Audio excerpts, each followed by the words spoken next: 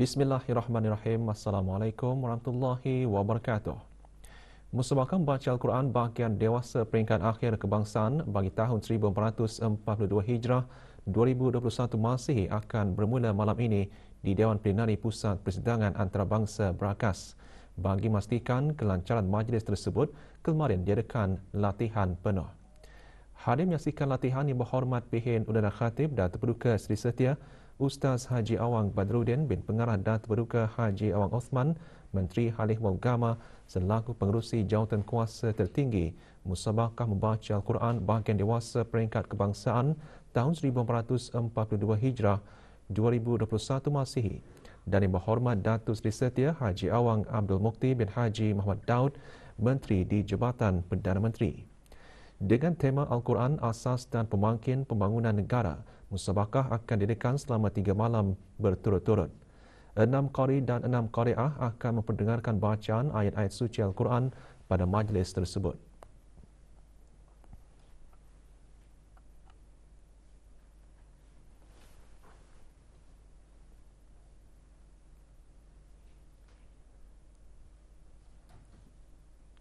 InsyaAllah disarankan kepada semua jemputan yang akan hadir supaya dapat mematuhi garis pandu bagi membendung wabak COVID-19, iaitu pertama kali disyorkan kepada semua jemputan yang akan hadir supaya akan dapat mengimbas kod QR. Hanya individu yang mempunyai kod warna hijau dan kuning saja akan dibenarkan untuk masuk, dan manakala bagi individu yang mempunyai simptom-simptom seperti batuk, selesma dan ada masalah pernafasan tidak dibenarkan untuk menghadiri. Dan juga disarankan kepada hadirin yang berhasrat untuk menunaikan sembahyang fardu isya dan maghrib mestikan membawa sejadah berukuran besar masing-masing.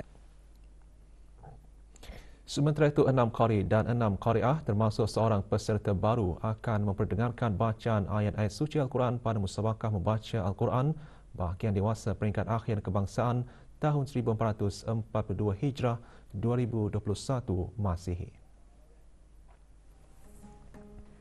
Para peserta qari terdiri daripada Awang Haji Muhammad Fikri bin Haji Awang Matusen, pernah mewakili negara ke Majlis Tilawah Al-Quran peringkat antarabangsa di Kuala Lumpur 2018.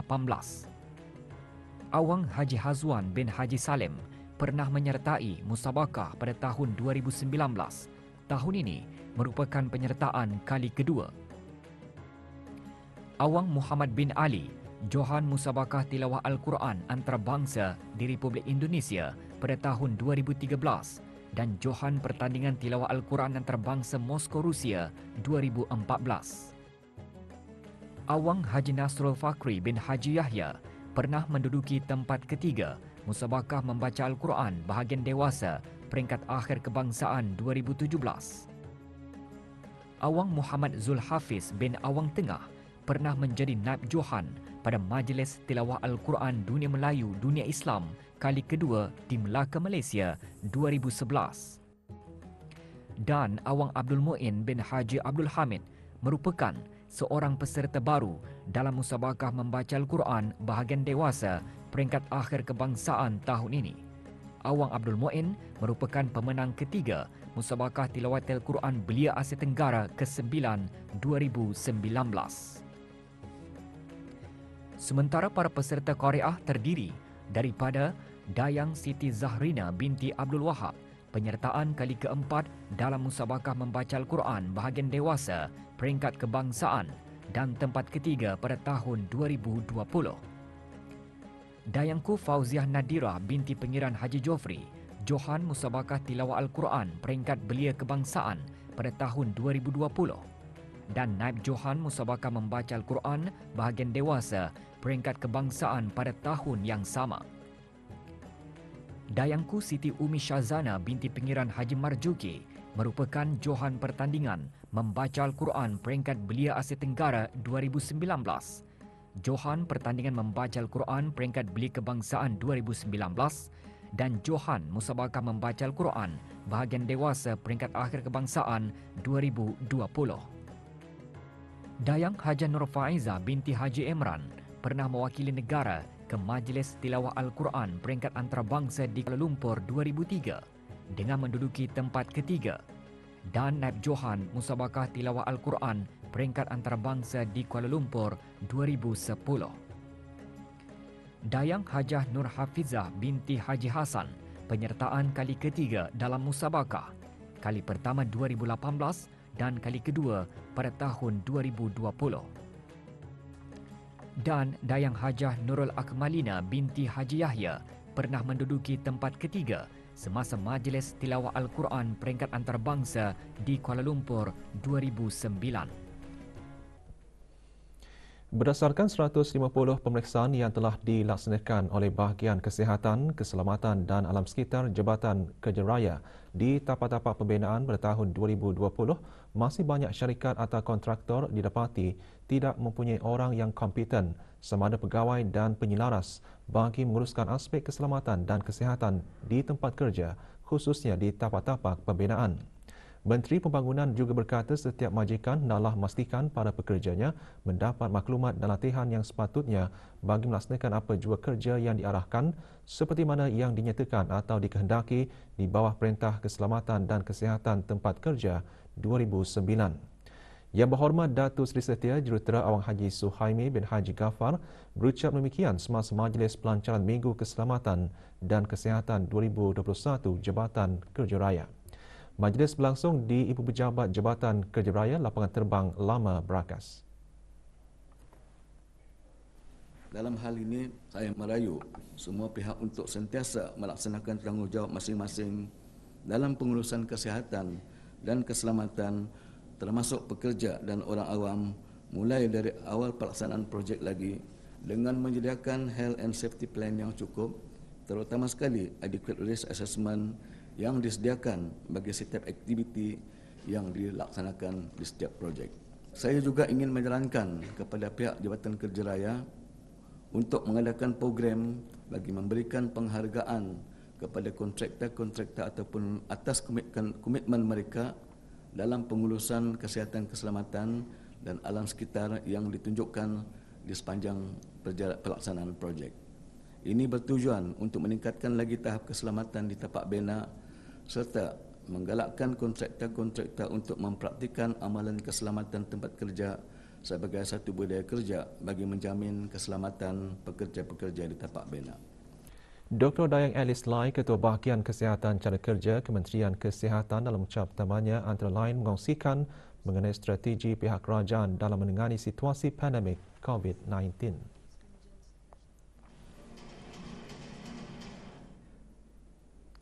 Pameran berkaitan dengan keselamatan dan kesihatan di tempat kerja dan di tapak pembinaan juga diadakan dan dibuka kepada orang ramai selama 3 hari bermula kemarin. Juga hadir Datuk Seri Paduka Arkitek Awang Haji Marzuki bin Haji Mohsin, Timbalan Menteri Pembangunan dan Yang Berhormat Arkitek Dayang Siti Rozai Merianti binti Datuk Seri Lala Jasa Awang Haji Abdul Rahman, Ahli Majlis Mesyuarat Negara.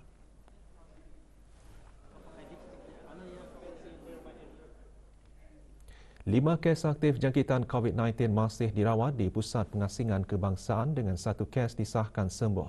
Kementerian Kesihatan dalam siaran akhbarnya mengenai perkembangan terkini situasi jangkitan COVID-19 di negara Brunei Darussalam maklumkan tiada kes baru jangkitan dicatatkan kemarin. Sementara itu, jumlah keseluruhan kes di negara ini kekal 244 kes dengan kes yang sembuh 236.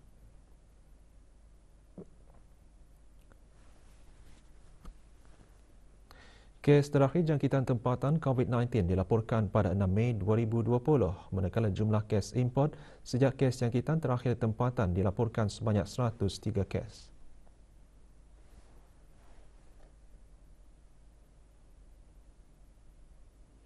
...551 orang sedang menjalani pengasingan diri mandatori.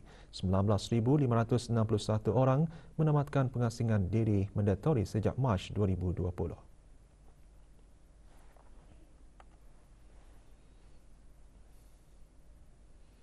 316 ujian virus SARS-CoV-2 telah dilaksanakan menjadikan jumlah keseluruhan ujian makmal dijalankan sejak Januari 2020 kepada 132,148 ujian. Maklumat lanjut dan perkembangan terkini layari laman sesawang Kementerian Kesihatan dan talian Kesihatan 148. Aspek pendidikan dan pemahaman rakyat, pengurusan, perolehan dan pengagihan, pembinaan hukum dan ijtihad kontemporari dan aspek pembangunan asnaf merupakan 4 resolusi dari Persidangan Antarabangsa Pendidikan Fiqh Az-Zakat PAFIZ 2021. Perkara tersebut digariskan dalam majlis penutupan persidangan berkenaan kemarin. Terdahulu pembentangan kertas perdana ketiga yang disampaikan oleh Datuk Seri Setia Wang Haji Matusin bin Haji Baki bertajuk Memperkasa Pengelolaan dan Pengurusan Zakat dalam Memajukan Sosioekonomi Umat Islam, Cabaran dan Harapan. Datuk Seri Setia Wang Haji Matusin antara lain mengulas mengenai zakat merupakan hak yang wajib dikenakan terhadap pemilik harta dan ia tidak menyerupai pemberian hadiah, sagu hati, bantuan serta belas ihsan secara sukarela. Sebaliknya, zakat merupakan perintah Allah Subhanahu Wa Taala yang berbentuk wajib. Hadir menyaksikan pembentangan Awang Haji Muhammad Rosli bin Haji Ibrahim, Setiausaha Tetap Kementerian Halih Walgama. Objektif persidangan antarabangsa ini berkisar mengenai pemerkasaan dan pemartabatan kedudukan zakat di peringkat tempatan, negara dan global, mengenal pasti isu-isu yang berkaitan zakat secara teori dan Resolusi PAFIZ 2021 diserahkan oleh Dr. Haji Adnan bin Haji Basar Rice College Universiti Perguruan Agama Seri Begawan kepada Setiausaha Tetap Kementerian Halih Walgama. Persidangan anjuran bersama KPSB dan Jabatan Majlis Ugama Islam Kementerian Halih Walgama ini merupakan salah satu pengisian dalam persidangan dan pameran pertengahan tahun Brunei MICE.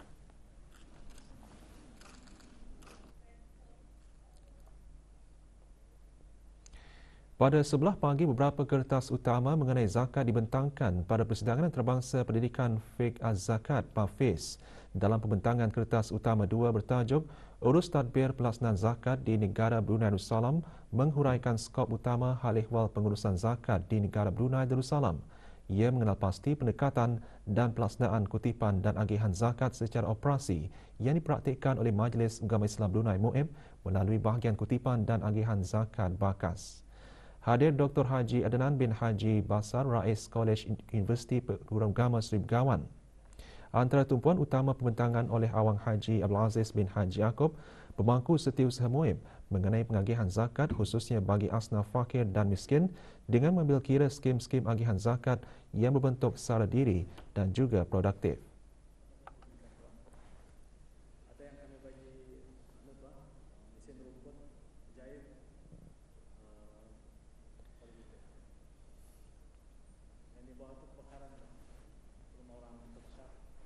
Kertas utama 3 bertajuk Pemerkasaan Pelaksanaan Zakat di Negara Brunei Darussalam dibentangkan oleh Yang Berbahagia Sahibus Samahah Datuk Dr. Haji Anhar bin Haji Oper, Timbalan Mufti Selangor, Malaysia.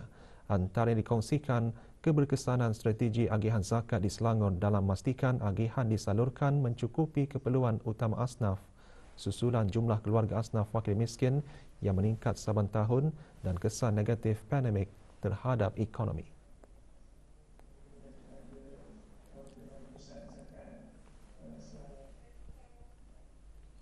Juga dibentangkan 5 kertas kerja selari yang memfokuskan kepada prinsip teras zakat, potensi zakat dalam pembangunan, agihan zakat, pengurusan zakat dan pemerkasaan peruntukan undang-undang zakat.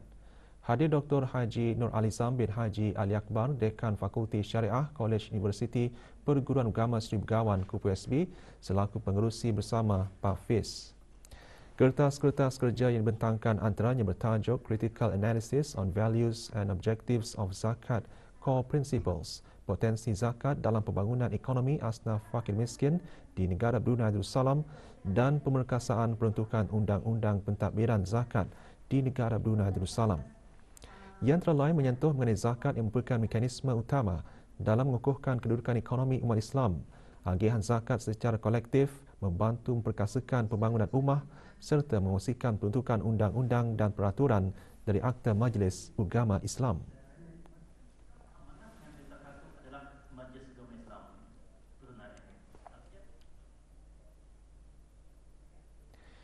Bengkel Seni Khat dan Tulisan Jawi antara program yang disusun sempena persidangan dan pameran pertengahan tahun Brunei MICE.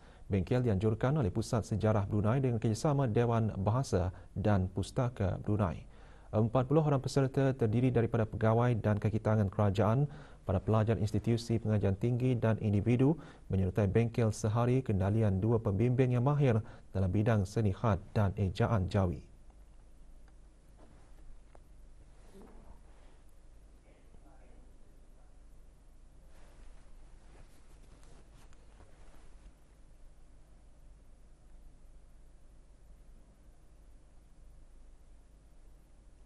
Bengkel selama sehari ini juga mendedahkan penulisan dan pengejaan Jawi secara sistematik dengan mengongsikan kaedah asas menggunakan suku kata. Selain mendidik dan mendedahkan generasi muda dan belia tentang sejarah dan bahasa melalui seni kaligrafi Islam, bengkel juga bermatlamat bagi mendukung konsep Melayu Islam Beraja dalam menanam dan menguatkan perasaan cinta dan taat setia kepada raja, agama, bangsa dan negara.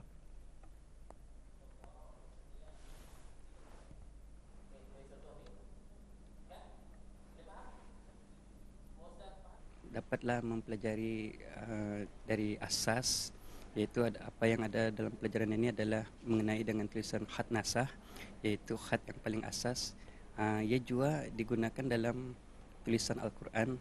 Tujuan saya mengikuti ini adalah ingin mengetahui nama-nama khat yang ada di Brunei. Melalui bengkel ini saya telah mempelajari jenis-jenis khat, seni dan cara menulisnya dengan betul dan teratur.